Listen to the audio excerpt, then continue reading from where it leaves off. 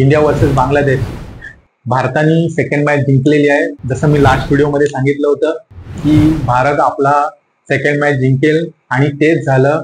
आपला भारताने second match जिंकलेली आहे आणि सिरीज जी आहे ती नावावर झाली आहे. पण ही जी सिरीज आहे ती हिस्टोरिक ठरली आहे. ही लोकांच्या मनामध्ये खूप दिवस जागा करून राहील. पण त्याची कारणं काय? पण त्याआधी माझ्या व्हिडिओला लाईक करा आणि शेअर करा, चॅनललाही सबस्क्राईब करा. पहिला फॅक्टर म्हणजे कानपूरच्या मैदानावरती पहिल्या टॉस जिंकून पहिली बॉलिंग घेणं म्हणजे हेच मोठं चॅलेंज आहे आणि ते रोहित शर्माने स्वीकारलं. सगळ्यांना वाटत होतं की इंडिया टॉस जर जिंकली तर बॅटिंग घेईल, पण तसं झालं नाही. बॉलिंग सुरू झाली आणि बांगलादेशचा पहिल्या दिवसाचा डाव झाला, पण सेकंड आणि थर्ड डे खराब वेदरमुळे काही डाव होऊ शकला नाही. चौथ्या दिवशी जेव्हा डाव सुरू झाला, भारताने वेगळीच योजना आखली होती बांगलादेशसाठी. बांगलादेशला ऑल आउट करून टाकलं. त्या दिवसात भारताने बॅटिंग करून 285 रन केले आणि डाव डिक्लेअर केला आणि बांगलादेशला बॅटिंगसाठी आमंत्रण दिलं. पण बांगलादेश काय भारताच्या बॉलिंग पुढे टिकलं नाही. 146 रनांवरती ऑल आउट झालं आणि भारताला 95 रनाचा टार्गेट मिळाला आणि तो अगदी सहजरित्या भारताने पूर्ण केला. सेकंड फॅक्टर म्हणजे भारताने घरेलू सिरीज मध्ये लागोपाठ 18 सामने जिंकले आतापर्यंत. म्हणजे एक वेगळाच रेकॉर्ड आहे.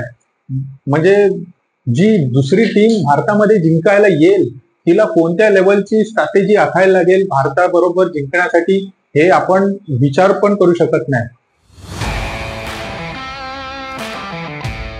थर्ड फॅक्टर म्हणजे भारत या मॅच मध्ये 3 फास्ट बॉलर सकट उतरलेला.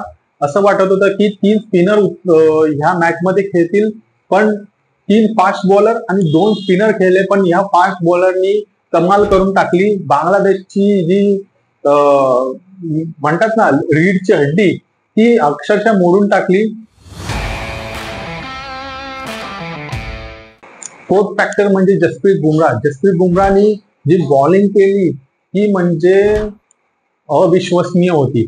जसप्रीत बुमराहचे जे बॉल होते ते बॅटीला कट होऊन स्लिप पर्यंत जात होते, कमी बाउन्सच्या पिच वरती सुद्धा. म्हणजे कोणत्या लेवलची बॉलिंग होत होती विचार करा.